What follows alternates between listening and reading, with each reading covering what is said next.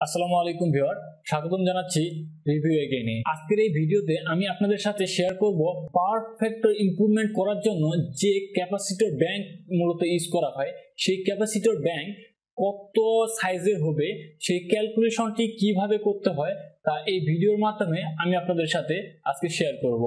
তো ভিডিও শুরু করার আগে ছোট্ট একটি অনুরোধ, আপনি যদি আমার চ্যানেলে নতুন হয়ে থাকেন তাহলে অবশ্যই আমার চ্যানেলটি সাবস্ক্রাইব করবেন এবং পাশে থাকা বেল আইকনটি প্রেস করবেন।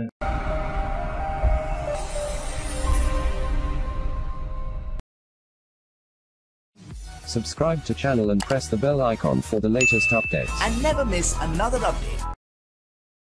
এখানে প্রথমে একটি एग्जांपल দিয়ে আমি বোঝাই। আমি মোট দুইটি एग्जांपल দিয়ে আজকের এই ভিডিওটি করব।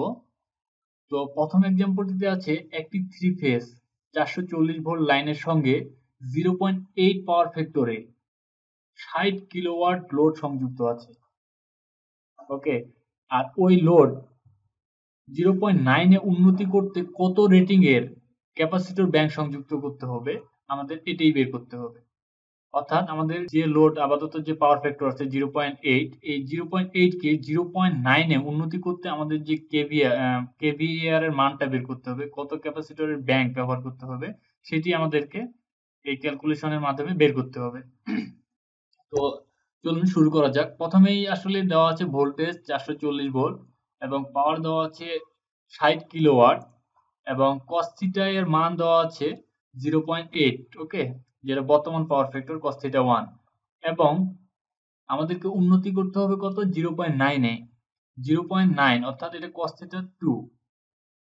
তো আমরা জানি যে কেভিএআর এর ইকুয়েশনটা হচ্ছে KVAR is equal to power into 10 theta 1 minus 10 theta 2।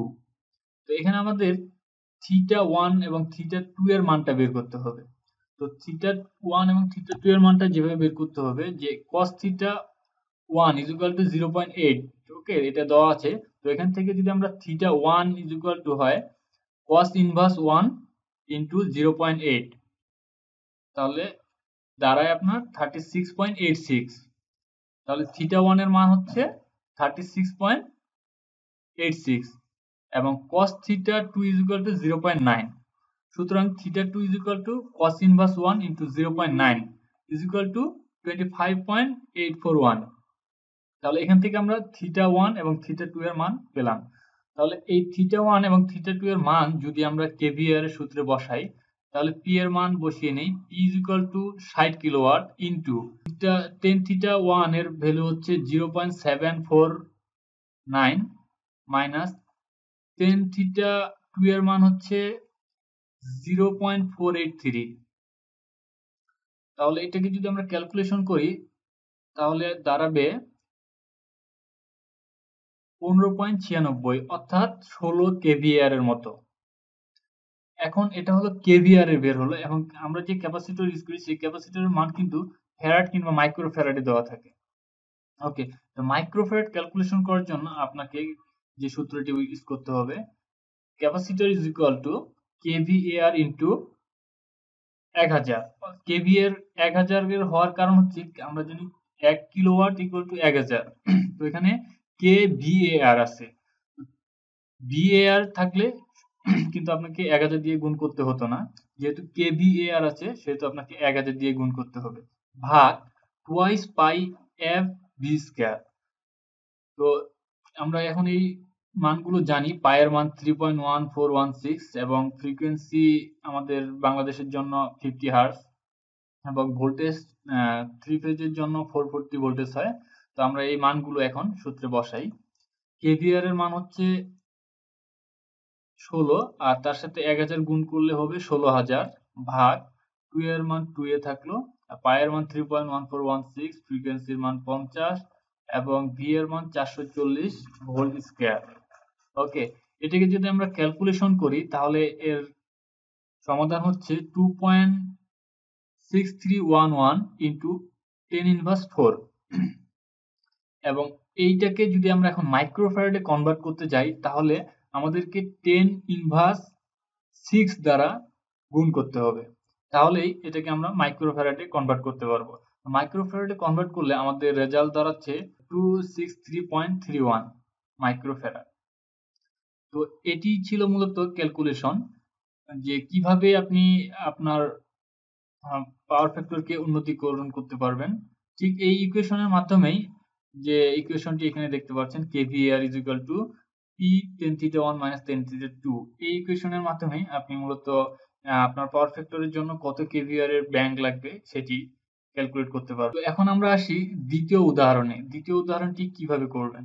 তো দ্বিতীয় উদাহরণটি হচ্ছে, আপনি একটি ফ্যাক্টরিতে জব করেন, আপনার boss total load 20,000 watt, power factor 0.8 দিয়ে বলল কত মানের ক্যাপাসিটর দিয়ে পাওয়ার ফ্যাক্টর ইমপ্রুভমেন্ট ব্যাংক বানাতে হবে তার বিস্তারিত হিসাব দিন। চলুন শুরু করা যাক যে কিভাবে আসলে এখন বসকে হিসাবটা দিব। তো আমাদের টোটাল লোড আছে 20,000 ওয়াট। এই 20,000 ওয়াটকে আমরা প্রথমে কিলো ওয়াটে কনভার্ট করে নেই।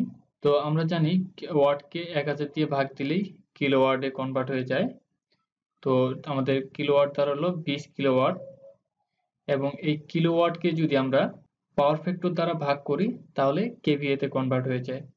সুতরাং 20 ভাগ 0.8 is equal to 25 kVA।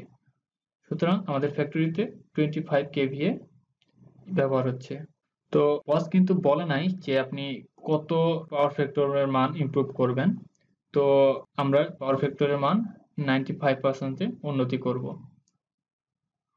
তো এখন যদি আমরা kVAR এর সূত্র ব্যবহার করি, তো kVAR is equal to power into tan theta 1 minus tan theta 2।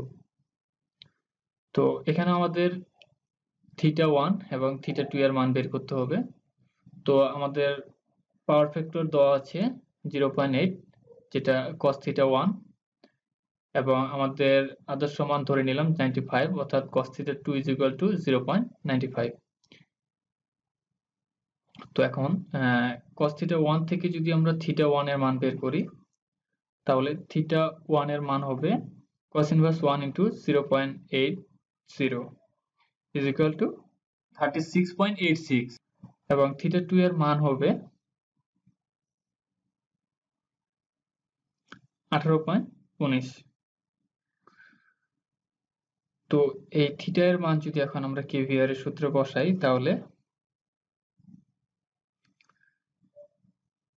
পাওয়ার আমাদের দেওয়া আছে 20 kilowatt, R tan theta 1 is equal to আপনার হচ্ছে 0.749, এবং tan theta 2 is equal to হচ্ছে 0.32।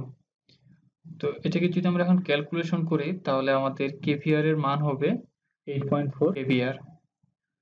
সুতরাং আপনার ফ্যাক্টরির জন্য বর্তমানে 0.95 উন্নতি করার জন্য 8.4 kVAR এর ক্যাপাসিটর ব্যাংক ব্যবহার করতে হবে। কিন্তু আমাদেরকে এখন জানতে হবে যে ক্যাপাসিটরের মান, ওকে, এই 8.4 kVAR এর যে ক্যাপাসিটর ব্যাংক তৈরি হবে সেই ব্যাংকে যে আমরা ক্যাপাসিটর ব্যবহার করব সেই ক্যাপাসিটরের মানগুলো আমাদের জানতে হবে। তো ক্যাপাসিটরের মান জানার জন্য আমরা যে ক্যাপাসিটরের সূত্র জানি সেই ক্যাপাসিটরের সূত্র যদি আমরা অ্যাপ্লাই করি তাহলে capacitor is equal two kVAR ভাগ 2/f/d²। ওকে, তো এই ক্যাপাসিটর থেকে যদি এখন আমরা মাইক্রোফ্যারাডে কনভার্ট করি তাহলে আমাদের রেজাল্ট দাঁড়াবে 485, অর্থাৎ আমাদের রেজাল্ট দাঁড়াবে 167.14 মাইক্রোফ্যারাড। তো এটি হচ্ছে আপনার বর্তমান ফ্যাক্টরির জন্য পাওয়ার ফ্যাক্টর ক্যালকুলেশনের হিসাব। তো আপনি এটি আপনার বসকে যদি বলেন যে আমাদের ফ্যাক্টরিতে 167.14 মাইক্রোফ্যারাডের ক্যাপাসিটর লোড ব্যবহার করতে হবে। তো প্রত্যেকটি আপনার ফ্যাক্টরির লোড যদি 3 ফেজের হয় তাহলে এই ক্যাপাসিটরের মানকে বা এই kVAR কে 3 দিয়ে ভাগ দিলে প্রতি ফেজে কি পরিমাণ ক্যাপাসিটর ব্যবহার হবে প্রতি ফেজের kVAR এর মানটা বের হয়ে আসবে।